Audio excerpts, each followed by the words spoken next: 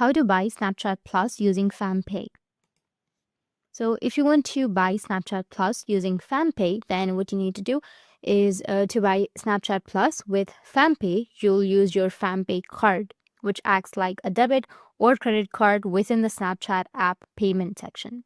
By adding it as a payment method, just like any other card, then selecting your desired plan and completing the purchase. So here are the steps. First, you need to open up your Snapchat application. Once you launch your Snapchat, now you need to tap on the profile icon, which will be in the top left. From the profile, you need to find Snapchat Plus button. Tap the Snapchat Plus banner, which will be in the top right of your screen.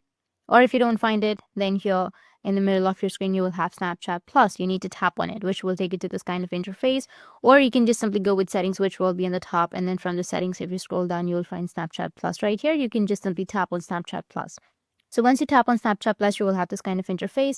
Now you need to just go with next, which will be on the bottom. Go with subscribe, which will be on the bottom again. And then it will ask you to add your payment method.